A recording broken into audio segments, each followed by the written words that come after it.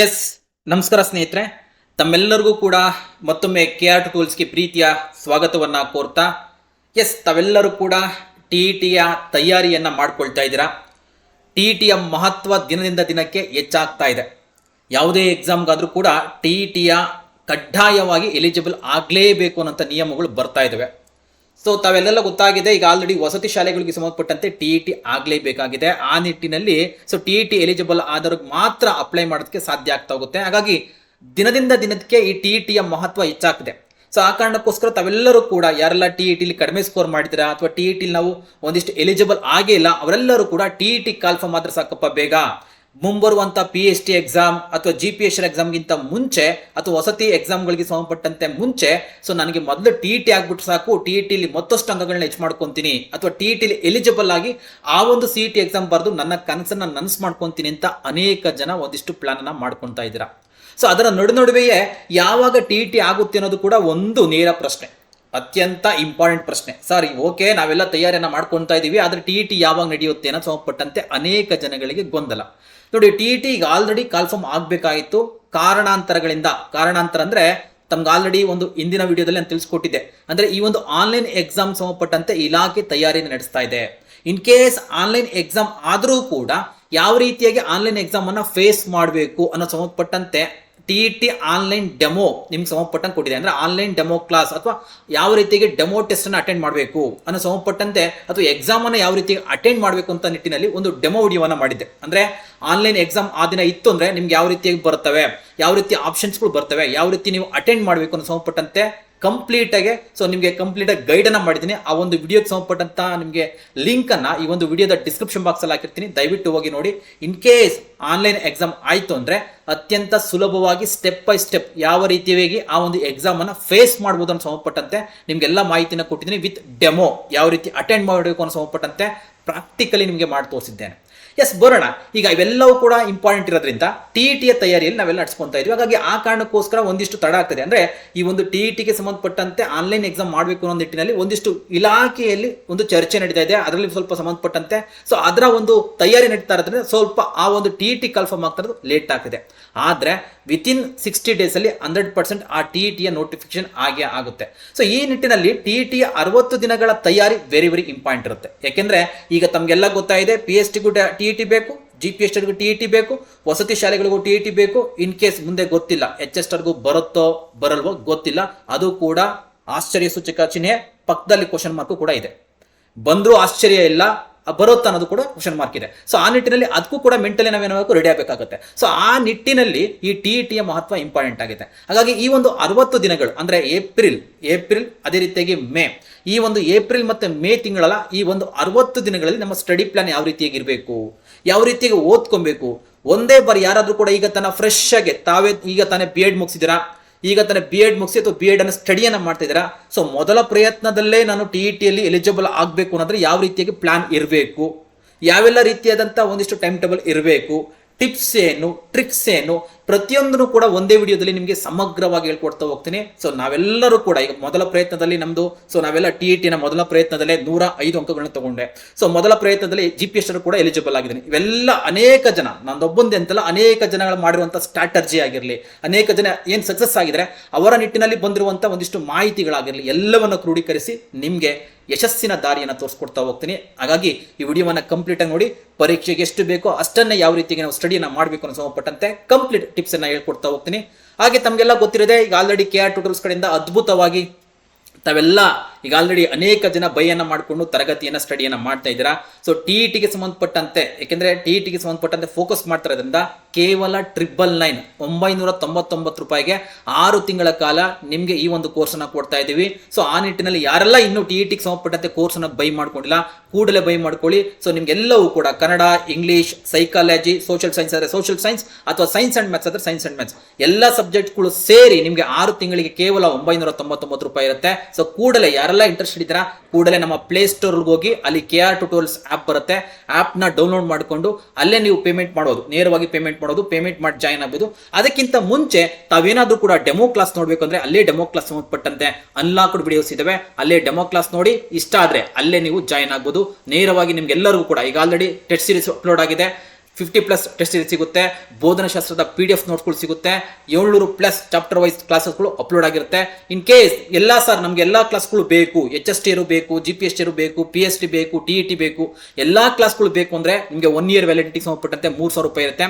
ಇಲ್ಲ ಯಾವುದಾದ್ರು ಒಂದು ಕೋರ್ಸ್ ಬೇಕು ಅಂದ್ರೆ ನಿಮಗೆ 999 ರೂಪಾಯಿ ಇರುತ್ತೆ. ಅದು 6 ತಿಂಗಳ ವ್ಯಾಲಿಡಿಟಿ. ಕೂಡಲೇ ತಡ ಮಾಡಬೇಡಿ. ಸೊ ಈ 999 ಎಲ್ಲ ಒಂದ್ ಕಡೆ ಊಟಕ್ಕೆ ಹೋದ ಖರ್ಚು ಮಾಡ್ತೀವಿ, ಆದ್ರೆ ನಿಮ್ಮ ಜ್ಞಾನಕ್ಕೋಸ್ಕರ 6 ತಿಂಗಳ ನಿಮ್ಮ ಒಂದು ಜ್ಞಾನವನ್ನು ಪಡೆಯೋದಕ್ಕೋಸ್ಕರ ಖರ್ಚು ಮಾಡಿ. ಖಂಡಿತ ಈ ಜ್ಞಾನ ನಿಮಗೆ ಒಂದಿಷ್ಟು ನಿಮ್ಮ ಒಂದು ಗುರಿಯನ್ನು ಮುಟ್ಸೋದಕ್ಕೆ ಹೆಲ್ಪ್ ಅನ್ನ ಮಾಡುತ್ತೆ ಅಂತ ಹೇಳ್ತಾ ನೇರವಾಗಿ 1 by 1 ನೋಡ್ತಾ ಹೋಗೋಣ. ಮೊದಲಿಗೆ ಈ ಒಂದು TETಗೆ ಸಂಬಂಧಪಟ್ಟಂತೆ ಸೊ ಯಾವ ರೀತಿಯಾಗಿ ತಯಾರಿ ಮಾಡಿಸಬೇಕು, ಸ್ಟಡಿ ಪ್ಲಾನ್ ಏನು, ಟೈಮ್ ಟೇಬಲ್ ಏನು, ಟ್ರಿಕ್ಸ್ ಅಂಡ್ ಟಿಪ್ಸ್ ಏನು ಎಲ್ಲವೂ ಕೂಡ ನೋಡ್ತಾ ಹೋಗೋಣ. ಸೊ ಮೊದಲಿಗೆ ತಮ್ಗೆಲ್ಲರೂ ಕೂಡ ತಲೆಯಲ್ಲಿ ಇರಬೇಕು, ಅಂದ್ರೆ ಈ TETಗೆ ಸಂಬಂಧಪಟ್ಟಂತೆ ನಾವು ಮಾರ್ನಿಂಗ್ ಆದ ತಕ್ಷಣ ಯೋಚನೆ ಮಾಡ್ತಿರ್ತೀವಿ, ಯಾವ ಕನ್ಫರ್ಮ್ ಆಗುತ್ತೋ, ಏನ್ ಕತೆನೋ, ಆಗುತ್ತೋ ಆಗಲ್ವೋ, ಆದಂಗೆ ನೋಡ್ಕೊಳ್ಳೋಣ, ಯಾಕೆ ಟೆನ್ಷನ್, ಆರಾಮ್ಸೆ IPL ಮ್ಯಾಚ್ ಇದೆ, IPL ಮ್ಯಾಚ್ ನೋಡ್ಕೊಂಡು ಎಂಜಾಯ್ ಮಾಡೋಣ ಲೈಫನ್ನ ಅಂತ ಏನಾದ್ರೂ ಕೂಡ ಮರ್ತು ಮಲಗಿದ್ರೆ, ಅಥವಾ TET ಎಕ್ಸಾಮ್ ಬರುತ್ತೆ ಬಂದಾಗ ತಲೆ ಕೆಡ್ಸ್ಕೊಳೋ ಅಂತ ಏನಾದ್ರು ಮರ್ತು ಮಲಗಿದ್ರೆ, ಅನೇಕ ರೀತಿಯಾಗಿ ಇದೇ ಎಕ್ಸಾಮ್ಗಳ ರೀತಿಯಲ್ಲಿ ಅನೇಕ ಎಕ್ಸಾಮ್ಗಳು ಪಾಸ್ ಆಗಿದೆ ನಿಮ್ಮ ಲೈಫಲ್ಲಿ ಅಂತ ಅರ್ಥ. ಯಾವುದೇ ಕಾರಣಕ್ಕೂ ಮರೆತು ಮಲಗಬಾರ್ದು.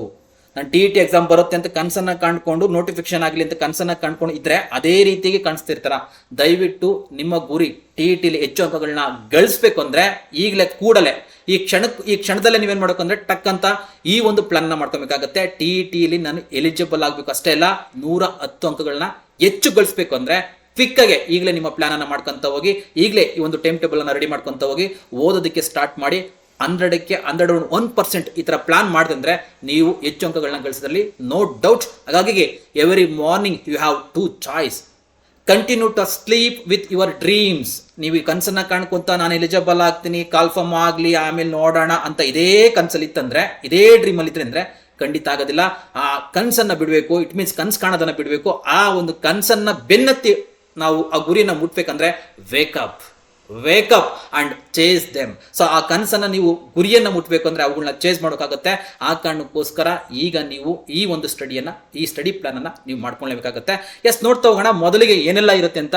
ಮೊದಲಿಗೆ ನೀವೇನಾದ್ರೂ ಕೂಡ ಎಕ್ಸಾಮ್ಗೆ ರೆಡಿ ಆಗ್ತಾ ಇದ್ರೆ ಅಂದ್ರೆ ಮೊದಲ ಹೆಜ್ಜೆ ಯಾವುದಂದ್ರೆ ಈ ಒಂದು ಹಳೆಯ ಪ್ರಶ್ನೆ ಪತ್ರಿಕೆಗಳ ಸಂಪೂರ್ಣ ವಿಶ್ಲೇಷಣೆ. ನೋಡಿ, ಯಾವುದೇ ಎಕ್ಸಾಮ್ ಆಗಿರ್ಲಿ, ನಿಮ್ದು TET ಅಂತಲ್ಲ, HST ಅಂತಲ್ಲ, ಯಾವುದೇ ಎಕ್ಸಾಮ್ ಆಗಿರಲಿ, ಮೊದಲ ನಿಮ್ಮ ಒಂದು ಸ್ಟಡಿ ಪ್ಲಾನ್ ಏನಿರ್ಬೇಕಂದ್ರೆ ಆ ಒಂದು ಪರೀಕ್ಷೆಗೆ ಸಂಬಂಧಪಟ್ಟಂತೆ ಏನು ತಯಾರಿಯನ್ನು ನಡೆಸ್ತಾ ಇದ್ರ ಅದಕ್ಕೆ ಸಂಬಂಧಪಟ್ಟಂತ ಕಂಪ್ಲೀಟ್ಲಿ ಓಲ್ಡ್ ಕ್ವಶನ್ ಪೇಪರ್ಸ್ ಅನ್ನ ಅನಾಲಿಸಿಸ್ ಮಾಡಬೇಕಾಗುತ್ತೆ. Old question paper very very important. ನೋಡಿ, TETಗೆ ಸಂಬಂಧಪಟ್ಟಂತೆ 2014ರಿಂದ 2024ರವರೆಗೆ ಇವೆಲ್ಲ ವಿಷಯಗಳಿಗೆ ಸಂಬಂಧಪಟ್ಟಂತೆ, ಅಂದ್ರೆ ನಿಮ್ಗೆ ಕನ್ನಡ ಆಗಿರ್ಲಿ, ಇಂಗ್ಲಿಷ್ ಆಗಿರ್ಲಿ, ಸೈಕಾಲಜಿ ಆಗಿರ್ಲಿ, ಸೋಷಿಯಲ್ ಸೈನ್ಸ್ ಆಗಿರ್ಲಿ, ಅಥವಾ ಸೈನ್ಸ್ ಅಂಡ್ ಮ್ಯಾಥ್ಸ್ ಆಗಿರ್ಲಿ, ಇವುಗಳಿಗೆ ಸಂಬಂಧಪಟ್ಟಂತೆ ಪೇಪರ್ 1 ಅಂಡ್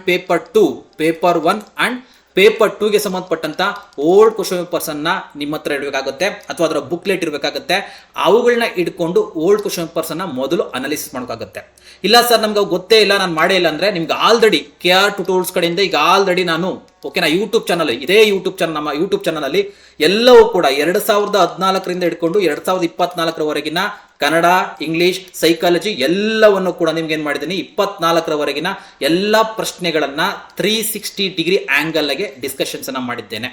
ಆ ಒಂದು ವಿಡಿಯೋದ ವಿಡಿಯೋದ ಲಿಂಕ್ ಅನ್ನು ಕೂಡ ಈ ಒಂದು ವಿಡಿಯೋದ ಡಿಸ್ಕ್ರಿಪ್ಷನ್ ಬಾಕ್ಸ್ ಅಲ್ಲಿ ಹಾಕಿರ್ತೀನಿ. ಆ ವಿಡಿಯೋ ಲಿಂಕ್ಗಳನ್ನ ದಯವಿಟ್ಟು ಅಲ್ಲಿ ಕ್ಲಿಕ್ ಮಾಡ್ಕೊಳ್ಳಿ. ಎಲ್ಲ ಕ್ವಶನ್ ಪೇಪರ್ಸ್ ಅನ್ನ ಕಂಪ್ಲೀಟ್ಲಿ 2014ರಿಂದ 24ರವರೆಗಿನ ಕನ್ನಡ, ಇಂಗ್ಲಿಷ್, ಸೈಕಾಲಜಿಗೆ ಸಂಬಂಧಪಟ್ಟಂತೆ ಕಂಪ್ಲೀಟ್ಲಿ ನಿಮಗೆ 360 ಡಿಗ್ರಿಲಿ ಅನಾಲಿಸಿಸ್ ಮಾಡಿದ್ದೇನೆ.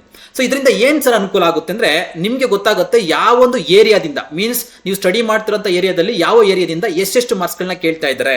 ನಾವು ಕನ್ನಡ ಗ್ರಾಮರ್ನ ಸ್ಟಡಿ ಮಾಡಿದ್ರೆ ಎಲ್ಲವನ್ನು ಕೂಡ ಸ್ಟಡಿ ಮಾಡಬೇಕಾ, ಅಥವಾ ಆ ಕನ್ನಡ ಗ್ರಾಮರ್ ಅಲ್ಲಿ ಯಾವುದಕ್ಕೆ ಹೆಚ್ಚು ಫೋಕಸ್ ಮಾಡ್ತಾ ಇದ್ದಾರೆ, ಸಂಧಿಗಳು ಕೇಳ್ತಾ ಇದ್ದಾರಾ, ಸಮಾಸಗಳು ಕೇಳ್ತಾ ಇದ್ದಾರಾ, ವಿಭಕ್ತಿ ಪ್ರತ್ಯಯಗಳು ಕೇಳ್ತಾ ಇದ್ದಾರಾ, ಅಥವಾ ಅಲಂಕಾರಗಳ ಮೇಲೆ ಕೇಳ್ತಾ ಇದ್ದಾರಾ, ಯಾವುದ್ರ ಮೇಲೆ ಹೆಚ್ಚು ಫೋಕಸ್ ಮಾಡ್ತಾ ಇದ್ದಾರೆ, ಇದು ನಿಮ್ಗೆ ಐಡಿಯಾ ಬರ್ತಾ ಹೋಗುತ್ತೆ. ಇದರಿಂದ ಏನಾಗ್ತಾ ಹೋಗುತ್ತೆ ಅಂದ್ರೆ ಕಂಪ್ಲೀಟ್ಲಿ ಯಾರೆಲ್ಲ ಈ ಒಂದು 2014ರವರೆಗೆ 2014ರಿಂದ ಪ್ರಶ್ನೆ ಪತ್ರಿಕೆಗಳನ್ನ ಅನಾಲಿಸಿಸ್ ಮಾಡ್ತೀರಾ. ಸರ್ ಕ್ವಶನ್ ಟು ಆನ್ಸರ್ ನೋಡ್ಕೊಂಡು ಹೋಗ್ತೀನಿ, ನೋ.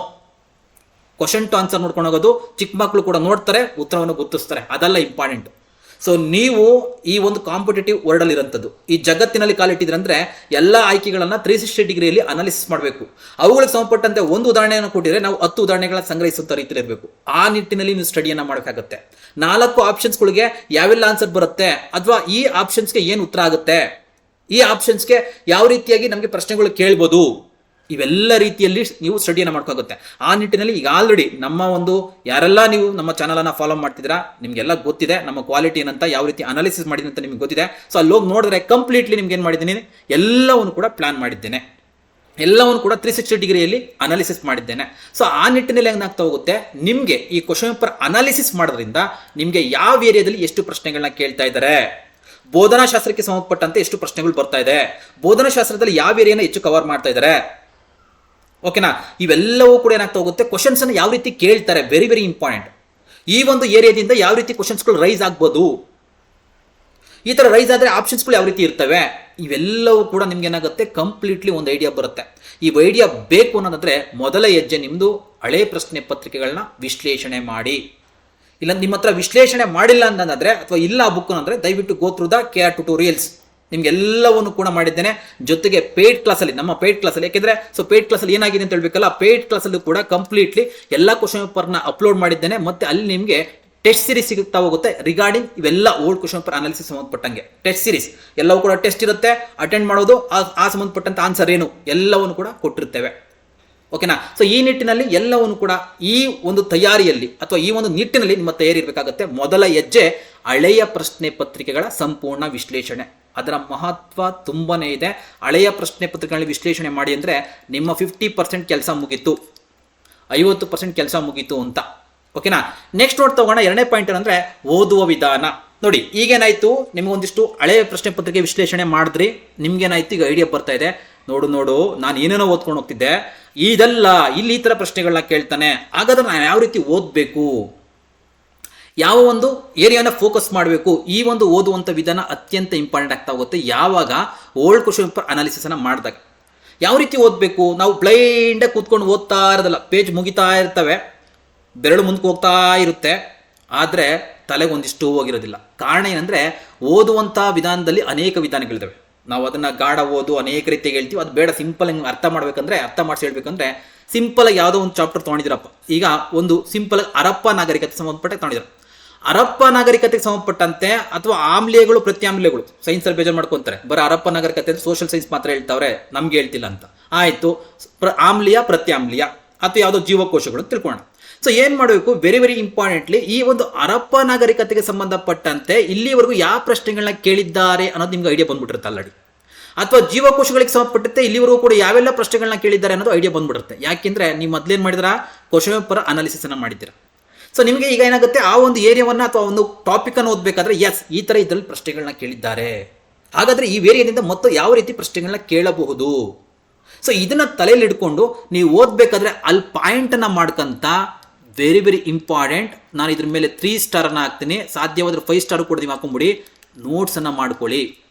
ನೀವು ಯಾರ್ದೋ ನೋಟ್ಸನ್ನು, ಸಾರ್ ನೋಟ್ಸ್ ಕೊಡ್ತೀರಾ ಸಾರ್, ನೀನು ಯಾರೋ ಫ್ರೆಂಡ್ಸನ್ನ ನೋಟ್ಸ್ ಕೊಡು ಅನ್ನೋ ಕೇಳೋಂಥದ್ದು ಬೇಡವೇ ಬೇಡ. ಅದು ತುಂಬ ಬ್ಯಾಡ್ ಹ್ಯಾಬಿಟ್ ನನ್ನ ಪ್ರಕಾರ. ಯಾಕೆಂದರೆ ನೋಟ್ಸನ್ನು ಯಾರು ಓದ್ತಾ ಇದ್ದೀರಾ ನೀವು ಸ್ವತಃ ಮಾಡ್ಕೊಂಡಾಗ ಮಾತ್ರ ನಿಮ್ಮ ನೋಟ್ಸ್ ನಿಮಗೆ ಚೆನ್ನಾಗಿ ಅರ್ಥ ಆಗುತ್ತೆ. ನಿಮಗೆ ಗೊತ್ತಿರುತ್ತೆ ಯಾವ ಏರಿಯಾ ನಾನು ಕವರ್ ಮಾಡ್ಕೊಂಡಿದ್ದೀನಿ. ಯಾರೋ ಮಾಡಿರ್ತಾರೆ, ಮೋಸ್ಟ್ಲಿ ಅವನ ನಾಲೆಡ್ಜ್ ಲಿಮಿಟು ನಿಮಗಿಂತ ಕಡಿಮೆ ಇರ್ಬೋದು, ಅದು ನೋಟ್ಸ್ ಸಿಕ್ಕಿದೆ ಅಷ್ಟೇ. ಬಟ್ ಆದರೆ ಆ ನೋಟ್ಸ್ ಲಿಮಿಟ್ ಏನಿದೆಯಲ್ಲ, ಅವ್ನು ನಾಲೆಡ್ಜ್ಗಿಂತ ನೋಟ್ಸ್ ಕೊಟ್ಟಂಥವ್ರು ಯಾರಿರ್ತಾರೆ ಅವ್ರ ಲಿಮಿಟ್ಸು ನಿಮಗಿಂತ ಕಡಿಮೆ ಇರ್ಬೋದು, ನಾಲೆಡ್ಜ್ ಲಿಮಿಟ್ಸು. ಮೇ ಬಿ ನೀವು ನೋಟ್ಸನ್ನು ಪ್ರಿಪೇರ್ ಮಾಡಿದ್ರೆ ಅವ್ರಿಗಿಂತ ಹೆಚ್ಚು ಚೆನ್ನಾಗಿ ನೋಟ್ಸನ್ನು ಪ್ರಿಪೇರ್ ಮಾಡ್ಬೋದು, ಹೇಳೋದಕ್ಕಾಗಲ್ಲ. ಸೊ ಆ ಕಾರಣಕ್ಕೋಸ್ಕರ ನೀವು ನೋಟ್ಸನ್ನು ನೀವೇ ಪ್ರಿಪೇರ್ ಮಾಡ್ಕೊಡಿ. ಪ್ರಿಪೇರ್ ಮಾಡ್ಬೇಕಂದ್ರೆ ಏನು ಮಾಡಬೇಕು ಅಂದ್ರೆ ಸಿಂಪಲ್ ಇಷ್ಟೇ, ಹರಪ್ಪ ನಾಗರಿಕತೆ ಸಂಬಂಧಪಟ್ಟಂತೆ ಯಾವೆಲ್ಲ ಪಾಯಿಂಟ್ಗಳು ಬರ್ತವೆ, ಕೀ ಪಾಯಿಂಟ್ ಸಾಕು. ನೋಟ್ಸನ್ನು ಬರೀ ಅಂದರೆ ಲೈನ್ ಟು ಲೈನ್ ಬರೆಯೋದಲ್ಲ, ಕೀ ಪಾಯಿಂಟ್. ಹರಪ್ಪ ನಾಗರಿಕತೆ ಸಂಬಂಧಪಟ್ಟಂತೆ ಯಾರು ಕಂಡು ಹಿಡಿದ್ರು, ಎಷ್ಟಲ್ಲಿ ಕಂಡು ಹಿಡಿದ್ರು, ಅದರ ಇಂಪಾರ್ಟೆಂಟ್ ಬರುವಂಥ ಸ್ಥಳಗಳು ಯಾವುವು ಅಥವಾ ಏನೆಲ್ಲ ಅಲ್ಲಿ ಸಿಕ್ಕಿದ್ವು ದೊರತ್ವು. ಅಲ್ಲಿ ಅದೇ ರೀತಿಗೆ ಜೀವಕೋಶಗಳಿಗೆ ಸಂಬಂಧಪಟ್ಟಂತೆ ಏನೆಲ್ಲ ಬರ್ತಾ ಹೋಗ್ತವೆ, ಕೀ ಪಾಯಿಂಟ್ಸ್ಗಳನ್ನ ನೋಟ್ಸ್ ಮಾಡ್ಕೊಂತ ಹೋಗಿ ಸಾಕಷ್ಟೇ. ಎಲ್ಲವೂ ಕೂಡ ಲೈನ್ ಟು ಲೈನ್ ಬರೆಯುವಂಥದ್ದಲ್ಲ. ಸೊ ಈ ಥರ ನೀವು ಬರೀಬೇಕಾದ್ರೆ ಜೊತೆಗೆ ನಿಮ್ಗೆ ಅಲ್ಲಿ ಪಾಯಿಂಟ್ ಮಾಡಬೇಕು. ಎಸ್ 2014ರಲ್ಲಿ ಈ ಪ್ರಶ್ನೆಯನ್ನು ಇದ್ರ ಮೇಲೆ ಕೇಳಿದ್ರು, 2020ರಲ್ಲಿ ಈ ಪ್ರಶ್ನೆನ ಕೇಳಿದ್ರು. ಈ ಥರ ಏನು ಮಾಡಬೇಕು, ಪಾಯಿಂಟ್ ಮಾಡ್ಕೊಂತ ಹೋಗಬೇಕು. ನಿಮ್ಮ ನೋಟ್ಸ್ ನೋಡಿದ ತಕ್ಷಣ ಖುಷಿ ಆಗಬೇಕು ನಿಮಗೆ. ಎಸ್ ಒಂಥರ ಲೈಕ್ ಅದು ಗ್ರಂಥ, ನಿಮಗೆ ಯಾವುದೇ ಎಕ್ಸಾಮ್ಗಾಗಲಿ ಗ್ರಂಥ ಆಗಬೇಕು. ಅದು ಬೇರೆ ಯಾವುದೇ ನೋಟ್ಸನ್ನು ರೆಫರ್ ಮಾಡೋಂಗಿಲ್ಲ. ನಿಮ್ಮ ನೋಟ್ಸನ್ನು ನೋಡಿದ ತಕ್ಷಣ ಬೇರೆಯವ್ರಿಗೆ ಕೊಡೋಂಗಿರಬೇಕು, ಬೇರೆಯವ್ರು ಕೇಳೋಂಥರ ಇರಬೇಕು ನಿಮ್ಮ ನೋಟ್ಸನ್ನು. ಆ ರೀತಿಯಾಗಿ ನೋಟ್ಸ್ ಪ್ರಿಪೇರ್ ಮಾಡ್ಕೊಳ್ಳಿ. 10 ಎಕ್ಸಾಮ್ ಅಟೆಂಡ್ ಮಾಡೋ ಬದಲಾಗಿ ಒಂದೇ ಎಕ್ಸಾಮ್ ಅಟೆಂಡ್ ಮಾಡಿ, ಒಂದೇ ಬಾರಿ ಎಕ್ಸಾಮ್ ಅಟೆಂಡ್ ಮಾಡಿ ಅಥವಾ ಮೊದಲ ಬಾರಿ ಎಕ್ಸಾಮ್ ಅಟೆಂಡ್ ಮಾಡಿ ನಿಮ್ಮ ಕೈಯಿಂದ ಬರೆದಂಥ ನೋಟ್ಸಿಂದ ತಯಾರು ಮಾಡಿಕೊಂಡು ನೀವು ರೆಡಿ ಮಾಡ್ಕೊಳ್ಳಿ. ಯಾಕೆಂದರೆ ಅದು ಅತ್ಯಂತ ಇಂಪಾರ್ಟೆಂಟ್ ಇರುತ್ತೆ. ನೋಟ್ಸ್ ಯಾವಾಗ ತಯಾರು ಮಾಡ್ತೀರಿ ಅಂದರೆ ಇವೆಲ್ಲವೂ ಕೂಡ ಓಲ್ಡ್ ಕ್ವಶನ್ ಪೇಪರ್ ಅನಾಲಿಸಿಸ್ ಮಾಡಿ ಓದುವಾಗ ಇವೆಲ್ಲ ಪಾಯಿಂಟನ್ನು ತಲೆಯಲ್ಲಿ ಇಟ್ಕೊಂಡ್ರೆ. ಮತ್ತು ಓದಬೇಕಾದ್ರೆ ಕಂಟಿನ್ಯೂಸ್ಲಿ ಓದೋದಲ್ಲ, 1 ಅವರ್ ಓದಿ, 1 ಅವರ್ ಓದ ತಕ್ಷಣ 10 ಮಿನಿಟ್ಸ್ ಏನು ಮಾಡಿ ರೆಸ್ಟನ್ನು ಕೊಡಿ. ಆ 10 ಮಿನಿಟ್ಸಲ್ಲಿ IPL ಮ್ಯಾಚ್ ನೋಡೋದಲ್ಲ ಅಥವಾ ಮೊಬೈಲ್ ಸಿಕ್ಕಿದೆ ಅಂತ ರೀಲ್ಸ್ ನೋಡೋದಲ್ಲ. ಏನು ಓದ್ದೆ ಆ ಓದಿರೋಂಥ ವೇಳೆಯಲ್ಲಿ ತಾವು ಓದಂಥ ಮಾಹಿತಿನ 10 ಮಿನಿಟ್ಸ್ ನೀವು ಮೆಮೊರೈಸ್ ಮಾಡಬೇಕು, ಮೀನ್ಸ್ ರೀಕಾಲ್ ಮಾಡಬೇಕು, ಮೆಮೊರೈಸ್ ಅಲ್ಲ ರೀಕಾಲ್ ಮಾಡಬೇಕು. ಏನೆಲ್ಲ ಓದ್ದೆ ಅದು 10 ಮಿನಿಟ್ಸ್ ಇಮಿಡಿಯೇಟ್ಲಿ ಆ 1 ಅವರಲ್ಲಿ ಏನೆಲ್ಲ ಓದೆ ಸ್ಕ್ಯಾನ್ ಆಗಿಬಿಡೋಕೆ ಇಮಿಡಿಯೇಟ್ಲಿ ನಿಮಗೆ ಮೆಮೊರಿ. ಅದನ್ನು ಏನು ಮಾಡಬೇಕು, ರೀಕಾಲ್ ಮಾಡ್ಕೊಬೇಕು. ರೀಕಾಲ್ ಮಾಡ್ಕೊಂಡಾಗ ಏನಾಗುತ್ತೆ, ಅದು ಮತ್ತೊಮ್ಮೆ ನಿಮಗೆ ಆ ಒಂದು ಶಾಶ್ವತ ಮೆಮೊರಿಯಲ್ಲಿ ತಮಗೆಲ್ಲ ಗೊತ್ತೆ ಸ್ಮರಣೆ ಅಂದರೆ ಯಾವ ರೀತಿ ಇರುತ್ತೆ, ಸ್ಮರಣೆಯಲ್ಲಿ ಯಾವ ರೀತಿ ಉಳಿಸ್ಬೇಕು. ಓಕೆನಾ, ಹಂಗೆ ಓದಿ ಹಂಗೆ ಬಿಟ್ಬಿಟ್ರೆ ಏನಾಗುತ್ತೆ, ಅದು ತಕ್ಷಣ ಸ್ಮೃತಿ ಆಗ್ಬಿಡುತ್ತೆ. ಶಾಶ್ವತ ಸ್ಮೃತಿ ಆಗಿರಬೇಕು ಅಂದರೆ ಸ್ವಲ್ಪ ನೀವು ರೀಕಾಲ್ ಮಾಡ್ತಾ ಹೋಗ್ಬೇಕಾಗತ್ತೆ. ಸ್ಮೃತಿಯ ಹಂತಗಳು ನಾವು ನೋಡ್ತೀವಿ ಸೈಕಾಲಜಿಲಿ. ಆ ಕಾರಣಕ್ಕೋಸ್ಕರ ರೀಕಾಲ್ ಮಾಡೋಕ್ಕಾಗುತ್ತೆ. 1 ಅವರ್ ನಾವು ಓದಿದ ತಕ್ಷಣ ರೆಸ್ಟನ್ನು ಕೊಟ್ಟು 10 ಮಿನಿಟ್ಸ್ ಅದರ ಬಗ್ಗೆ ನೀವೇನು ಮಾಡಿ ರೀಕಾಲನ್ನು ಮಾಡ್ಕೊಳ್ಳಿ. ಅವಾಗ ಏನಾಗ್ತಾ ಹೋಗುತ್ತೆ, ತಲೆಯಲ್ಲಿ ಉಳಿತಾ ಹೋಗುತ್ತೆ. ನೋಟ್ಸನ್ನು ಮಾಡ್ಕೊತಾ ಇದ್ದೀರಾ, 1 ಅವರ್ ಓದ್ತಾ ಇದ್ದೀರಾ, ಅದಕ್ಕೆ ಸಂಬಂಧಪಟ್ಟಂತೆ ರೀಕಾಲ್ ಮಾಡ್ಕೊತಾ ಇದ್ದೀರಾ. ಈ ರೀತಿಯಾಗಿ ನೀವು ಓದ್ತಾ ಹೋದರೆ ಕೊನೆಗೆ ಹೇಳ್ತೀರಿ ಎಷ್ಟು ಅವರ್ ಓದ್ಬೇಕು ಸರ್, ಅದನ್ನು ಕೂಡ ಹೇಳ್ತೀನಿ. ಮತ್ತು ಇಂಪಾರ್ಟೆಂಟ್ಲಿ ದಯವಿಟ್ಟು ತಮ್ಮ ಒಂದು ಜಂಗಮವಾಣಿಯನ್ನು ಸೈಡಲ್ಲಿ ಇಟ್ಬಿಡಿ. ಓದುವಂಥ ವೇಳೆಯಲ್ಲಿ 1 ಅವರ್ ಓದ್ತೀರಾ ಬೇಡ, 30 ಮಿನಿಟ್ಸ್ ಓದ್ತೀರಾ ಪರವಾಗಿಲ್ಲ, ಆದರೆ ಆ 30 ಮಿನಿಟ್ಸನ್ನು ನಿಮ್ಮ ಜಂಗಮವಾಣಿ ನಿಮ್ಮ ಮೊಬೈಲನ್ನು ಕಂಪ್ಲೀಟ್ಲಿ ನಿಮ್ಮ ಕಾಣದ ಜಾಗಕ್ಕೆ ಇಟ್ಬಿಡಿ.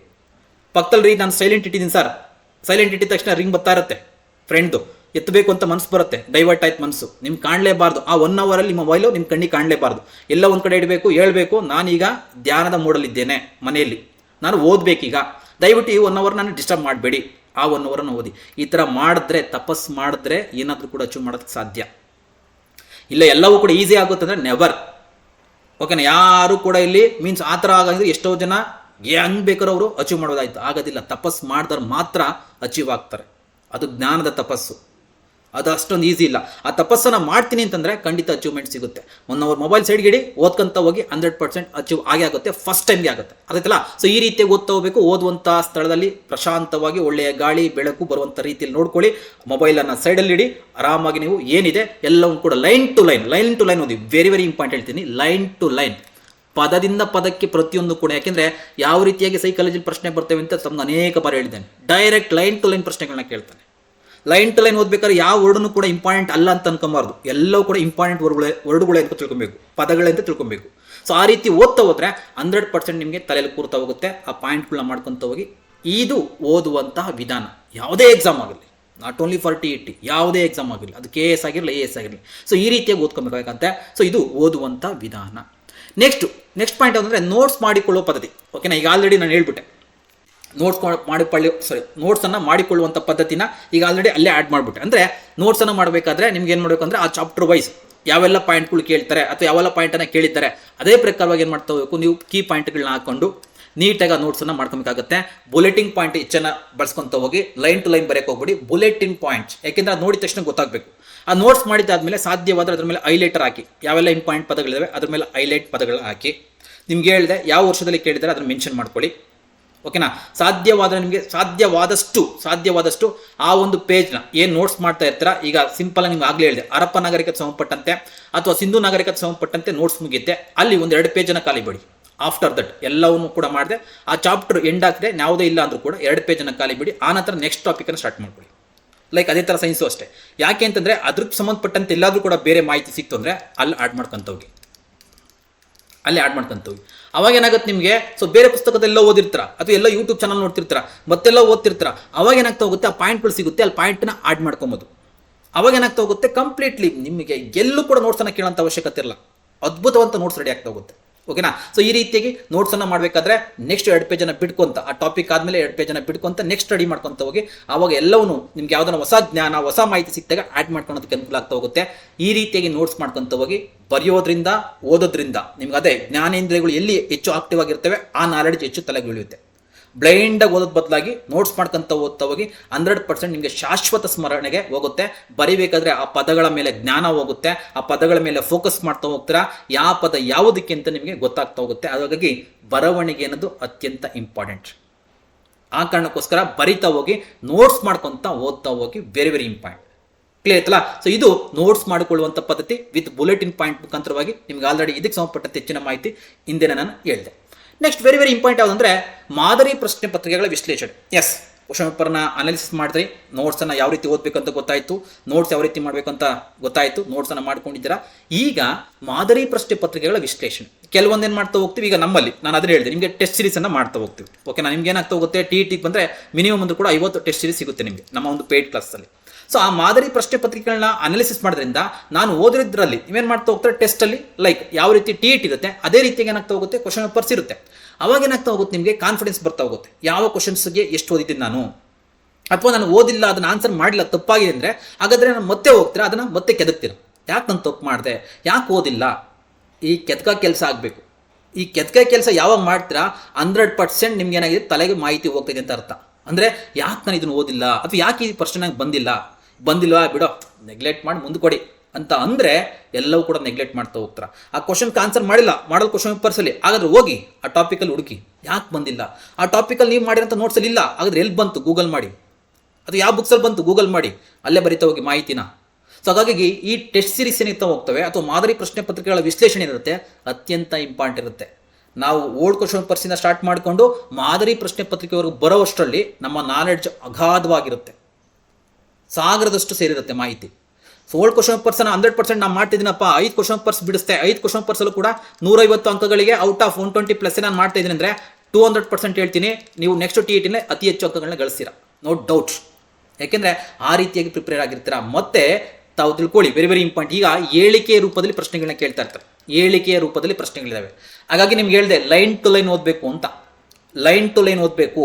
ಲೈನ್ ಟು ಲೈನ್ ನೋಟ್ಸನ್ನು ನಿಮಗೆ ಕೀ ಪಾಯಿಂಟ್ಗಳನ್ನ ಮಾಡ್ಕೊಂಡು ಹೋಗಬೇಕಾಗುತ್ತೆ. ಯಾಕೆಂದರೆ ಹೇಳಿಕೆ ರೂಪದ ಪ್ರಶ್ನೆಗಳು ಹೆಚ್ಚಾಗಿರ್ತವೆ. ಈಗ ತಾವೆಲ್ಲ ಗಮನಿಸಿದ್ರೆ KPSC KE ಎಕ್ಸಾಮಲ್ಲಿ ಬೇಡ, ಲಾಸ್ಟ್ ಟೈಮ್ TET ಏನು ಮಾಡಿದ್ದಾರೆ ಅಂದರೆ ಹೇಳಿಕೆ ರೂಪದ ಪ್ರಶ್ನೆಗಳನ್ನ ಕೇಳ್ತಾ ಇದ್ದಾರೆ.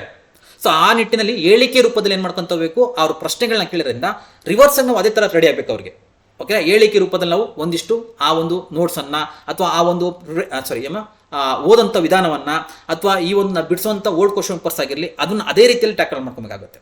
ಹಾಗಾಗಿ ಯಾವುದೇ ಪ್ರಶ್ನೆಯನ್ನು ಕೂಡ 360 ಡಿಗ್ರಿಯಲ್ಲಿ ಅನಾಲಿಸಿಸ್ ಮಾಡಿವಿ ಅಂತಂದರೆ ನಮಗೇನಾಗುತ್ತೆ, ಯಾವುದೇ ರೂಪದಲ್ಲಿ ಕೇಳಿ, ಅವನು ಹೇಳಿಕೆ ಕೇಳಲಿ ಆಬ್ಜೆಕ್ಟಿವ್ ಕೇಳಲಿ, ನಮ್ಗೆ ಈಸಿಯಾಗಿ ಆನ್ಸರನ್ನು ಮಾಡೋದಕ್ಕೆ ಸಾಧ್ಯ ಆಗ್ತಾ ಹೋಗುತ್ತೆ.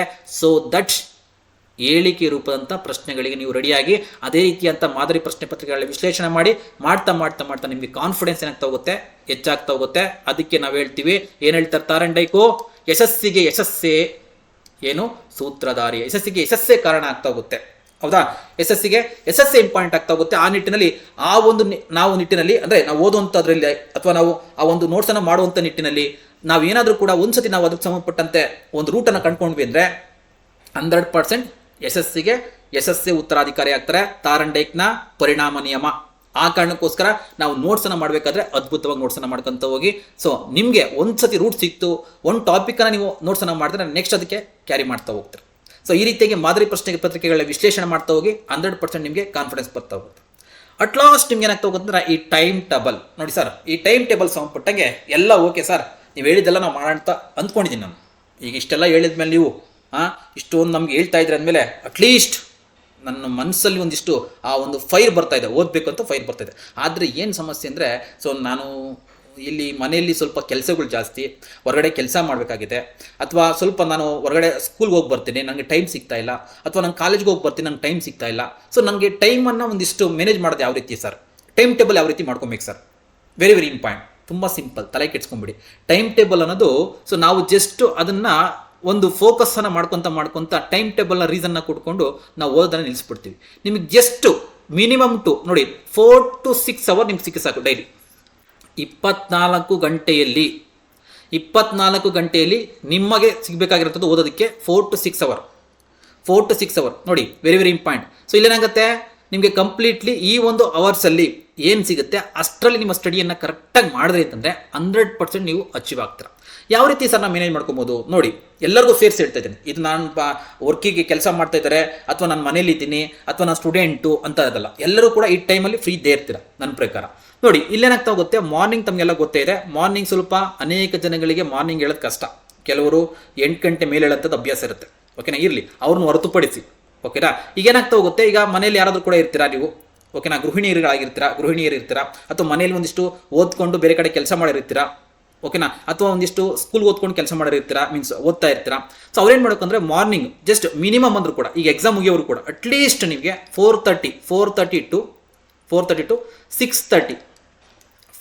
6:30 ನಿಮ್ಗೆ ಯಾವುದೇ ಅಂದರೆ ಮೀನ್ಸ್ ನೀವು ಇದು ಸ್ಟೂಡೆಂಟ್ಸ್ಗೂ ಅಪ್ಲೈ ಆಗುತ್ತೆ, ಅಥವಾ ನೀವು ಮನೇಲಿ ಕೆಲಸ ಮಾಡ್ಕೊಂಡು ಓದ್ಕೊಂಡವರು ಕೂಡ ಹೆಲ್ಪ್ ಆಗುತ್ತೆ. ಅದೇ ರೀತಿಯಾಗಿ ನೀವು ಗೃಹಿಣಿ ಆಗಿದ್ರು ಕೂಡ ಹೆಲ್ಪ್ ಆಗುತ್ತೆ. ಯಾಕೆಂದ್ರೆ ಈ ಒಂದು ಅವರಲ್ಲಿ ಏನಾಗಿರ್ತಾರೆ, ಎಲ್ಲರೂ ಕೂಡ ಮಲಗಿರ್ತಾರೆ. ಸೊ ಇಲ್ಲಿ ಯಾಕೆಂದ್ರೆ ಎಕ್ಸಾಮ್ ಆಗೋವರೆಗೂ ಅಟ್ಲೀಸ್ಟ್ ನೀವು ಇಲ್ಲಿ 2 ಅವರ್ಸ್ನ ಕ್ಯಾಚ್ ಮಾಡ್ಕೊಳ್ಳಿ. ಆಗಲಿ ಅಂದರೆ ನಮ್ಗೆ 4:30 ಆಗ್ತಿಲ್ಲಪ್ಪ, ಅಟ್ಲೀಸ್ಟ್ ನೀವೇನು ಮಾಡಿ ಅಂದರೆ 5ಗಾದರೂ ಎದ್ರು ಕೂಡ 6:30ವರೆಗೂ ನೀವು ಸ್ಟಡಿ ಮಾಡಬೇಕಾಗುತ್ತೆ. 6:30. ಸೊ 6:30 ಆದಮೇಲೆ ಅನೇಕ ಜನಕ್ಕೆ ಏನು ಮಾಡೋಕ್ಕಾಗುತ್ತೆ, ಒಂದಿಷ್ಟು ಟಿಫನ್ ರೆಡಿ ಮಾಡೋಕ್ಕಾಗುತ್ತೆ ಮಕ್ಕಳಿಗೆ, ಅಥವಾ ಅವ್ರು ಡ್ಯೂಟಿಗೆ ಹೋಗ್ಬೇಕಂದ್ರೆ ತಯಾರಿನ ಮಾಡ್ಕೋಬೇಕಾಗುತ್ತೆ. ಆ ನಿಟ್ಟಿನಲ್ಲಿ ಏನು ಮಾಡ್ಕೊಂಡ್ರೆ ಮಿನಿಮಮ್ ಮಾರ್ನಿಂಗ್ ಫ್ರೆಶ್ ಆಗಿರುತ್ತೆ ಮೈಂಡು. ಸೊ ನಾನು ಹೇಳಿದಂಥ ಪ್ಲಾನ್ಗಳನ್ನು ನೀವು ಅಪ್ಲೈ ಮಾಡಿಕೊಂಡು ನೀಟಾಗಿ ನೋಡಿ, ನಮಗೆ ಈ ಸಿಲೆಬಸ್ ಏನು ಸರ್, ಅದೇನು ಸರ್, ಇದೇನು ಸರ್, ಅದ್ರ ಬಗ್ಗೆ ಬಿಟ್ಬಿಡಿ ನೀವು. ಯಾಕೆಂದರೆ ನಮ್ಮ ಸಿಲೆಬಸ್ ಪ್ರಕಾರ ಎಷ್ಟೋ ಜನ ನನಗೆ ಅದೇ ವರಿ ಮಾಡ್ಕೊತಿರ್ತಾರೆ, ಸರ್ ಸಿಲೆಬಸ್ ನಿಮ್ಗೆ ಯಾವ ರೀತಿ ಓದಬೇಕು, ಸಿಲೆಬಸ್ ಏನು, ಯಾವ ಬುಕ್ಸನ್ನು ಓದಬೇಕು ಎಲ್ಲವನ್ನು ಕೂಡ ಈಗ ಆಲ್ರೆಡಿ ಮಾಡಿದ್ದೇನೆ. ಅದನ್ನು ಮತ್ತೆ ಹೇಳ್ತಾ ಹೋದರೆ ಮತ್ತೆ 1 ಅವರ್ ಬೇಕು. ಅದಕ್ಕೆ ಸಂಬಂಧಪಟ್ಟಂತೆ ವಿಡಿಯೋನ ಆಲ್ರೆಡಿ ಮಾಡಿದ್ದೇನೆ. ಆ ವಿಡಿಯೋ ಡಿಸ್ಕ್ರಿಪ್ಷನ್ಸ್ ಕೂಡ ಈ ಒಂದು ವಿಡಿಯೋದ ಡಿಸ್ಕ್ರಿಪ್ಷನ್ ಬಾಕ್ಸಲ್ಲಿ ಹಾಕಿರ್ತೀನಿ. ಓಕೆ, ಅಲ್ಲಿ ನೋಡ್ಕೊಳ್ಳಿ. ಸೊ ಈ ರೀತಿಯಾಗಿ ಏನು ಮಾಡ್ಕೊತ ಹೋಗಬೇಕು, ಈ ಪ್ಲಾನಲ್ಲಿ ಇಲ್ಲೇನಾಯ್ತು ನಿಮಗೆ 1ರಿಂದ ಮೀನ್ಸ್ 1:32 ಅಥವಾ ಒಂದು 2 ಅವರ್ಸ್ ನಿಮ್ಗೆ ಇಲ್ಲಿ ಸಿಕ್ತು. ಸೊ ನಮ್ಗೆ ಏನಾಯ್ತು, ಅಲ್ಲಿಗೆ ಮಿನಿಮಮ್ ಅಂದ್ರೂ ಕೂಡ ನಮ್ಗೆ ಇಲ್ಲಿ ಇನ್ನೂ ಒಂದು ಎಷ್ಟಿದೆ ಬಾಕಿ, ನಮಗೆ ಮಿನಿಮಮ್ ಅಂದ್ರೂ ಕೂಡ ಒಂದು 4 ಅವರ್ಸ್ ಬಾಕಿ ಇದೆ. ಎಲ್ಲಿ ಮ್ಯಾನೇಜ್ ಮಾಡ್ಬೇಕು ಮತ್ತೆ? ಓಕೆನಾ. ಇಲ್ಲೇನಾಯ್ತಂದ್ರೆ ಈಗ ಮಾರ್ನಿಂಗ್ ಮುಗೀತು. ಮಾರ್ನಿಂಗ್ ಆದಮೇಲೆ ಎಲ್ಲರೂ ಕೂಡ ಟಿಫನ್ ಆಗಂಥದ್ದು ಅಥವಾ ಸ್ಕೂಲ್ಗೆ ಹೋಗೋಂಥದ್ದು ಎಲ್ಲವೂ ಕೂಡ ರೆಡಿ ಆಗ್ತಾ ಹೋಗ್ತೀರಾ. ನಿಮಗೆ ಮನೆಯಲ್ಲಿರೋರಾದ್ರೆ ಏನಾಗ್ತಾ ಹೋಗುತ್ತೆ, 11ವರೆಗೂ ಕೂಡ ಟೈಮ್ ನಿಮಗೆ ಶೆಡ್ಯೂಲ್ ಆಗಲ್ಲ. ಅಲ್ಲಿವರೆಗೂ ಕೂಡ ನೀವೆಲ್ಲ ಟಿಫನ್ ಮಾಡಿಕೊಂಡು ನೀವು ರೆಡಿಯಾಗಿ 11 ಏನಾಗ್ತಾರೆ ಫ್ರೀ ಆಗ್ತಾ ಹೋಗ್ತಾರೆ. 11 ಅಥವಾ ಒಂದು 12ಗೆ ಅಥವಾ 11:30ಗೆ ಫ್ರೀ ಆಗ್ತಾರೆ. ಅಗೇನ್ 11:30 ಟು ಒಂದು 2:30 ಅಥವಾ 1:30ವರೆಗೂ ಕೂಡ, ಓಕೆನಾ, 1:30ವರೆಗೂ ಕೂಡ ಏನು ಮಾಡ್ತಾ ಹೋಗಿ ಪ್ಲಾನ್ ಮಾಡ್ಕೊಂತ ಹೋಗಿ. ಅಂದರೆ 11:30 ಅಂದರೆ ಇಲ್ಲಿ 2 ಅವರ್ಸ್ ಸಿಗ್ತು ನಿಮಗೆ, ಇಲ್ಲೂ ಕೂಡ 2 ಅವರ್ಸ್ ಸಿಗುತ್ತೆ. ಸರ್ ನಾವು ಶಾಲೆಗೆ ಹೋಗ್ತೀವಿ ಸರ್, ನಾವು ಒಂದಿಷ್ಟು ವರ್ಕ್ ಮಾಡ್ತಾ ಇದ್ವಿ ಅಥವಾ ಸ್ಟೂಡೆಂಟ್ ಆಗಿದ್ರೆ, ಆ ಸ್ಟೂಡೆಂಟ್ಸ್ಗಾಗಿರಲಿ ಅಥವಾ ಶಾಲೆಗೆ ಹೋಗೋರಿಗೆ ಈ ಟೈಮ್ ಸಿಗಲ್ಲ. ಯಾರು ಮನೇಲಿ ಇರ್ತೀರಾ ಸೊ ಅವ್ರಿಗೆ ಏನಾಗ್ತಾ ಹೋಗುತ್ತೆ, ಈ ಒಂದು ಟೈಮ್ ಸಿಗುತ್ತೆ. ಸೊ ನೀವೇನು ಮಾಡಬೇಕಂದ್ರೆ ಸ್ಕೂಲ್ಗೆ ಹೋಗೋರು ಅಥವಾ ವರ್ಕ್ ಮಾಡೋರು ಮನೆಯಿಂದ ಬರ್ತೀರಾ ಅಥವಾ ಸ್ಕೂಲಿಂದ ಬರ್ತೀರಾ, ಸ್ಕೂಲಿಂದ ಬಂದಾದ್ಮೇಲೆ ನೋಡಿ, ಇದು ಯಾರಿಗೆ ಮನೇಲಿರೋರಿಗೆ ಈ ಒಂದು ಟೈಮ್ ಟೇಬಲ್. ಯಾಕೆಂದರೆ 1:30 ಆದಮೇಲೆ ಮತ್ತೊಮ್ಮೆ ಮನೆ ಕೆಲಸಗಳು ಇರ್ತವೆ, ಸಿಕ್ಕಾಪಟ್ಟೆ ಮನೆ ಕೆಲಸಗಳು ಇರ್ತವೆ. ಮತ್ತೆ ಮನೆಯಿಂದ ಮೀನ್ಸ್ ಹೊರಗಡೆ ಹೋಗಿರೋರೆಲ್ಲ ಬರ್ತಾರೆ. ಸೊ ಅವರಿಗೆಲ್ಲ ಸ್ವಲ್ಪ ರೆಡಿ ಮಾಡ್ಕೊಬೇಕು, ಮನೆ ಕ್ಲೀನ್ ಮಾಡಬೇಕು, ಅದು ಇದು ಅಥವಾ ಊಟಕ್ಕೆ ರೆಡಿ ಮಾಡ್ಕೊಬೇಕು, ಇದೆಲ್ಲ ತಾವಾಗೆಲ್ಲ ಇರ್ತಾರೆ. ಬಟ್ ಇಲ್ಲಿ ಏನು ಮಾಡ್ತಾರೆ, ಯಾರೆಲ್ಲ ಸ್ಟೂಡೆಂಟ್ಸ್ ಇದ್ದೀರಾ ಅಥವಾ ಯಾರು ಕೆಲಸ ಮಾಡ್ಕೊಂಡು ಸ್ಕೂಲಲ್ಲಿ ವರ್ಕ್ ಮಾಡ್ಕೊಂಡು ಓದ್ತಿರ್ತಾರ, ನೀವು ಬಂದಾದ್ಮೇಲೆ ಏನಾಗ್ತಾ ಫ್ರೆಶ್ ಆಗ್ತಾರೆ. ನನ್ನ ಪ್ರಕಾರ ಒಂದು 6:30ಗೆಲ್ಲ ಬಂದ್ಬಿಡ್ತಾರೆ ಮನೆಗೆ 6:30ಗೆಲ್ಲ ಬರ್ತಾರೆ. ಸೊ ಮನೆಗೆ 6:30ಗೆಲ್ಲ ಬಂದಾದ್ಮೇಲೆ ನಿಮ್ದು ಓದೋದೇ ಅಷ್ಟೇ, ಓದೋದಿರುತ್ತೆ. ಅದನ್ನು ಬಿಟ್ಟರೆ ಬೇರೆನೇ ಇರಲ್ಲ ಯಾರು ಸ್ಟೂಡೆಂಟ್ಸ್ಗೆ. ಸೊ ಹಾಗೆ ನೀವೇನು ಮಾಡ್ತಾ ಹೋಗಿ, ಓನ್ಲಿ ಸ್ಟೂಡೆಂಟ್ಸ್, ಗೃಹಿಣಿ ಆಗಿದ್ದು ಅವರು ಹೊರಗಡೆ ಕೆಲಸ ಮಾಡ್ತಿರೋರಿಗೆ ನಾನು ಟೈಮ್ ಟೇಬಲ್ ಆಮೇಲೆ ಹೇಳ್ತೀನಿ. ಇದು ಕೇವಲ ಗೃಹಿಣಿಯರಿಗೆ ಮನೇಲಿ ಇರ್ತಾರೆ.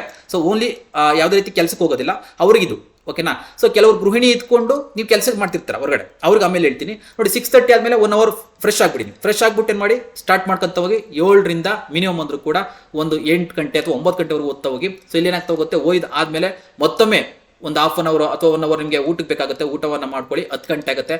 ಮತ್ತೆ 10:30 ಅಥವಾ 10:15 ಸ್ಟಾರ್ಟ್ ಮಾಡ್ಕೊಂಡು ಓದೋದನ್ನ ಒಂದು 11:50ವರೆಗೂ 11:50 ಅಥವಾ ಒಂದು 11:30ವರೆಗೂ ಕೂಡ ಮಿನಿಮಮ್ ಓದ್ತಾ ಹೋಗಿ. ಸೊ ಕಂಪ್ಲೀಟ್ಲಿ ನಿಮ್ಗೆ ಏನಾಗುತ್ತೆ, 6 ಅವರ್ ಕ್ಯಾಚ್ ಆಗುತ್ತೆ. ಸೊ ಇದ್ರ ಮುಖಾಂತರವಾಗಿ ಯಾವ ವಿಷಯನ ಓದ್ಬೇಕು ಸರ್, ಸಾಧ್ಯವಾದಷ್ಟು ನಿಮಗೆ ಯಾವ್ದು ಕಷ್ಟ ಅನ್ಸುತ್ತೆ ಅದು ಮಾರ್ನಿಂಗ್ ಟೈಮಲ್ಲಿ ಓದ್ತಾ ಹೋಗಿ. ಮಾರ್ನಿಂಗ್ ಟೈಮಲ್ಲಿ ಸೊ ಮತ್ತೆ ಓದಬೇಕಾದ್ರೆ ಹೇಳಿದ್ನಲ್ಲ, ಸುಮ್ಮನೆ ಬ್ಲೈಂಡಾಗಿ ಹೋಗ್ಬೇಡಿ. Line to line observation correct ಆಗಿರಬೇಕು. ಪ್ರತಿಯೊಂದು ವರ್ಡ್ಗಳ ಮೇಲೆ ನಾವು ಫೋಕಸ್ ಇರಬೇಕು. ಇದೇ ಥರ ಓದಬೇಕು, ಓಕೆನಾ. ಸೊ ಇದು ಯಾರಿಗಾಯ್ತು, ಸೊ ಯಾರೆಲ್ಲ ಒಂದಿಷ್ಟು ಇದು ಕೂಡ ಏನಾಗ್ತಾ ಹೋಗುತ್ತೆ, ಗೃಹಿಣಿಯರಿಗೆ ಕೂಡ ಅಪ್ಲೈ ಆಗ್ತಾ ಹೋಗುತ್ತೆ. ಅಂದರೆ ಲೈಕ್ ನೀವೆಲ್ಲ ಕೆಲಸವನ್ನು ಮುಗಿಸಿರ್ತೀರ, ಮತ್ತೆ 9 ಗಂಟೆ ಮೇಲೆ ಫ್ರೀ ಆಗ್ತೀರ. ಇಲ್ಲ ಸರ್ 9 ಗಂಟೆ ಮೇಲೆ ಫ್ರೀ ಅದೇ ಲಕ್ಷ್ಮೀ ಬಾರಮ್ಮ ಅಥವಾ ಮತ್ತೊಂದು ಯಾವುದೋ ಈಗ ಸೀಸನ್ ಬರ್ತಾ ಇದೆ, ಸೀರೀಸ್ ಬರ್ತಾ ಇದಾವೆ ಅಥವಾ IPL ಬರ್ತಾ ಇದೆ, ಅದು ನೋಡೋದಲ್ಲ, ಓಕೆನಾ. ಸೊ ನೀವು ಟೆನಿಕಾಸ್ಟ್ ನೀವೇನು ಮಾಡಬೇಕು, 9:30 ಅಥವಾ 10ಗೆ ನೀವು ಫ್ರೀ ಆಗಬೇಕು. 10ಇಂದ ಮತ್ತೆ ನೀವೇನು ಮಾಡಬೇಕು, 11:30 ಕೂಡ ಓದಬೇಕು, ಓಕೆನಾ. ಸೊ ಇಲ್ಲೊಂದು 2 ಅವರ್ ಸಿಗುತ್ತೆ, ಇಲ್ಲೊಂದು 2 ಅವರ್ ಸಿಗುತ್ತೆ, ಇಲ್ಲೊಂದು ಸ್ವಲ್ಪ 1 ಅವರ್ ಸಿಗುತ್ತೆ. ನಿಮಗೆ ಏನಾಗುತ್ತೆ, 6 ಅವರ್ ಮ್ಯಾನೇಜ್ ಆಗುತ್ತೆ ಮನೇಲಿರೋರಿಗೆ. ಮತ್ತೆ ಸ್ಟೂಡೆಂಟ್ಸ್ ಕೇಳಿದೆ, ಕೆಲವರು ಏನಾಗ್ತಿರೋದು, ಇದು ಪ್ರಾಬ್ಲಮ್ ಅನೇಕ ಜನಗಳಿಗೆ. ಈಗ ಗೃಹಿಣಿ ಇರ್ತಾರೆ, ಹೊರಗಡೆ ಕೆಲಸ ಮಾಡಬೇಕು ಮತ್ತೆ ಓದಬೇಕು. ಈಗ ಮಾರ್ನಿಂಗ್ ಸಿಕ್ಬಿಡ್ತು ಟೈಮ್. ಈಗ ಬಂದ ತಕ್ಷಣ ಅವ್ರಿಗೂ ಮಾರ್ನಿಂಗಿಂದ ಕೆಲಸ ಮಾಡಿರ್ತೀರ, ತುಂಬ ಕಷ್ಟ ಆಗ್ತಿರುತ್ತೆ. ಸೊ ಅಂಥವ್ರಿಗೆ ಏನು ಮಾಡಬೇಕು, ಈಗ ಮಾಮೂಲಿ ಬರಬೇಕು, ಅಡುಗೆ ಮಾಡಬೇಕು, ಮತ್ತೊಮ್ಮೆ ನಿಮ್ಗೆ ಸಮಯ ಸಿಗೋದೆ 10ಗೆ. ಸೊ ನಿಮ್ಗೆ ಏನಾಗ್ತೀರಾ, 10 ಅಥವಾ 9:30 ಮ್ಯಾಕ್ಸಿಮಮ್ 9:30 ಅಥವಾ 10ಗೆ ನೀವು ಟೈಮನ್ನು ತೆಗೆದುಕೊಳ್ಳಿ. ಮತ್ತೆ ಅಲ್ಲಿ 2 ಅವರ್ ನಿಮ್ಗೆ ಸಿಗ್ತಾ ಹೋಗುತ್ತೆ. 11:30ವರೆಗೂ ಕೂಡ ಓದಿ, ಓಕೆನಾ. ಇಲ್ಲೇನಾಯ್ತು, ಇಲ್ಲೊಂದು 2 ಅವರ್ ಸಿಕ್ತು, ಮಾರ್ನಿಂಗ್ ಒಂದು 2 ಅವರ್ ಸಿಕ್ತು, 4 ಅವರ್ ನಿಮ್ಗೆ ಸಿಕ್ತು. ಸರ್ ಇನ್ನು 2 ಅವರ್ ಎಲ್ಲಿ ನಾನು ಮ್ಯಾನೇಜ್ ಮಾಡಬೇಕಾಗತ್ತೆ, ಓಕೆನಾ. Very important. ಸೊ ತಾವೆಲ್ಲ ಈಗಾಗಲೂ ವರ್ಕ್ ಮಾಡ್ತಿರ್ತಾರೆ, ಆಸ್ ಎ ಟೀಚರಾಗಿ ವರ್ಕ್ ಮಾಡ್ತಿದ್ದೀರಾ. ಸೊ ದಯವಿಟ್ಟು ನಿಮಗೆ ಲೀಸರ್ ಟೈಮ್ ಆಗಿರಲಿ ಅಥವಾ ಬೇರೆ ಯಾವುದೋ ಟೈಮ್ ಆಗಿರಲಿ ಅಲ್ಲಿ ಅಡ್ಜಸ್ಟ್ ಮಾಡೋಕ್ಕಾಗುತ್ತೆ. ಯಾಕೆಂದರೆ ಇಷ್ಟೇ ನಿಮಗೆ ಫ್ರೀ ಸಿಗುತ್ತೆ. ಯಾಕೆಂದರೆ ಇಲ್ಲಿ ಗೃಹಿಣಿ ಆಗಿರ್ತೀರ, ಮನೆ ಕೆಲಸ ನೋಡಬೇಕು, ಹೊರಗಡೆ ಕೆಲಸ ನೋಡಬೇಕು. ನಮ್ಗೆ ಸಿಗೋದೇ, ನಿಮ್ಗೆ ಟೈಮ್ ಸಿಗೋದೇ ಇದೇ ಥರ 4 ಅವರ್ ಮ್ಯಾಕ್ಸಿಮಮ್ ಸಿಗುತ್ತೆ. ಹಾಗಾಗಿ ನಾನು ಹೇಳಿದೆ 4 ಅವರ್ ಮಿನಿಮಮ್ ಸಾಕು ಅಂತ. Minimum 4 hour ಸಿಗಲೇಬೇಕು.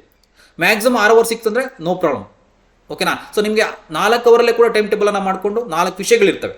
Kannada, English, psychology, social science ಅಂದರೆ social science, science and maths science and maths. So ಪ್ರತಿಯೊಂದು ಕೂಡ ಯಾವುದು ನೀವು ಇಂಪಾರ್ಟೆಂಟ್ ಬೇಕೋ ಅದಕ್ಕೆ ಸ್ವಲ್ಪ ಹೆಚ್ಚು ಸಮಯವನ್ನು ಕೊಡ್ತಾ ಹೋಗಿ, ಯಾವುದು ಇಂಪಾರ್ಟೆಂಟ್ ಇಲ್ವೋ ಅದಕ್ಕೆ ಕಡಿಮೆ ಸಮಯವನ್ನು ಕೊಡ್ತಾ ಹೋಗಿ, ಅಷ್ಟರಲ್ಲೇ ಮ್ಯಾನೇಜ್ ಮಾಡ್ಕೊಂತ ಹೋಗಿ. ಅರ್ಥ ಆಗ್ತಿದ್ದಿಲ್ಲ? ಸೊ ಈ ರೀತಿಯಾಗಿ ಒಂದಿಷ್ಟು ಪ್ಲಾನನ್ನು ಮಾಡ್ಕೊಳ್ಳಿ. ಈ ಥರ ಪ್ಲಾನ್ ಮಾಡ್ಕೊಳೋದ್ರಿಂದ ನಿಮ್ಗೇನಾಗುತ್ತೆ, ಯಾವ ಟೈಮಲ್ಲಿ ಯಾವ್ದು ಓದಬೇಕು ನೀವು ಫಿಕ್ಸ್ ಆಗಿಬಿಡಬೇಕು. ಟೈಮ್ ಟೇಬಲ್ ಬರ್ದಾಕ್ಬಿಡ್ಬೇಕು ನೀವು. ಮಾರ್ನಿಂಗ್ ಓಕೆನಾ 4 to ಅಥವಾ 4:30 to 6:30 ಅಥವಾ 5 to 6:30 ಟೈಮ್ ಟೇಬಲ್ ಏನು ಓದಬೇಕು ಓಕೆನಾ. ಯಾಕೆಂದರೆ ಇದು ನಿಮಗೆ ಬಿಟ್ಟಿರುತ್ತೆ. ನಾನು ವೈಯಕ್ತಿಕವಾಗಿ ತಯಾರು ಮಾಡಿಕೊಟ್ರೆ ಕೆಲವರಿಗೆ ಇದು ಅಡ್ಜಸ್ಟ್ ಆಗುತ್ತೆ, ಕೆಲವರು ಅಡ್ಜಸ್ಟ್ ಆಗಲ್ಲ. ಹಾಗಾಗಿ ಟೈಮ್ ಟೇಬಲ್ ಈಗ ಹೇಳಿದ್ದೀನಿ ಯಾವ ರೀತಿ ಮ್ಯಾನೇಜ್ ಮಾಡೋದು ಟೈಮನ್ನು ಅಂತ.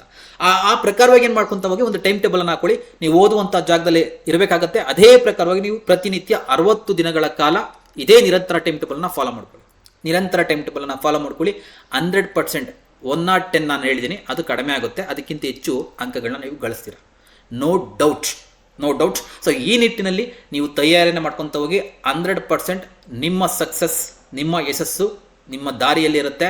ನೀವು ಆ ಒಂದು ದಾರಿಯಲ್ಲಿ ನಡೆದ್ರೆ ಅಂತಂದರೆ ನಿಮ್ಮ ಗುರಿ ಈಸಿ ಆಗ್ತಾ ಹೋಗುತ್ತೆ. ನೀವೆಲ್ಲರೂ ಕೂಡ TETಯಲ್ಲಿ 100ಕ್ಕೆ 100% ಎಲಿಜಿಬಲ್ ಆಗ್ತೀರಾ, ನೋ ಡೌಟ್. ವಿತಿನ್ 2 ಮಂತ್ಸಲ್ಲಿ ಇಷ್ಟನ್ನು ರೆಡಿ ಆದರೆ ಅಂತಂದರೆ ಯಾವಾಗ ಬೇಕಾದ್ರೂ ನೋಟಿಫಿಕೇಶನ್ ಆಗಲಿ ವಿತಿನ್ 2 ಮಂತ್ಸಲ್ಲಿ ಆಗೇ ಆಗುತ್ತೆ. ನೀವು ನೋಟಿಫಿಕೇಶನ್ ಆದ ತಕ್ಷಣ ಮತ್ತಷ್ಟು ರಿವಿಷನ್ ಮಾಡೋದಕ್ಕೆ, ಮತ್ತಷ್ಟು ಓದೋದಕ್ಕೆ ನಿಮ್ಗೆ ಅವಕಾಶ ಸಿಗ್ತಾ ಹೋಗುತ್ತೆ. ಈಗ ಮರೆತು ಮಲಗಬೇಡಿ. IPL ಇದೆ ಅಥವಾ ಇನ್ನೊಂದಿದೆ ಅಥವಾ ರಜಾ ಇದೆ ಅಂದ್ಬಿಟ್ಟು ಊರನ್ನ ನಾವು ನಮ್ಮ ಅತ್ತೆ ಮನೆಗೆ ಹೋಗ್ತೀನಿ ಅಥವಾ ನಮ್ಮ ದೊಡ್ಡಪ್ಪನ ಮನೆಗೆ ಹೋಗ್ತೀನಿ ಅಂತ ಅದರಲ್ಲಿ ಟೈಮ್ ವೇಸ್ಟ್ ಮಾಡಬೇಡಿ. TET ನೀವು ಗೋಲ್ ಇತ್ತು, ಗುರಿ ನಿಮ್ಮದು ಇದೆ ಅಂದರೆ ಜಾಬನ್ನು ತೆಗೆದುಕೊಳ್ಬೇಕು, ನಾನು ಟೀಚರ್ ಆಗಬೇಕು ಅಥವಾ PhD, GPSTR ಅಥವಾ ಮೌಲಾನಾ ಮತ್ತೊಂದು HSTR ನಾನು ಜಾಬ್ ತೊಗೊಳ್ಳೇಬೇಕು ಅಂದರೆ ಈ ರಜದ ಅವಧಿಯನ್ನು, ಯಾಕೆಂದರೆ ಈಗ ರಜಾ ಇದೆ ಓಕೆನಾ.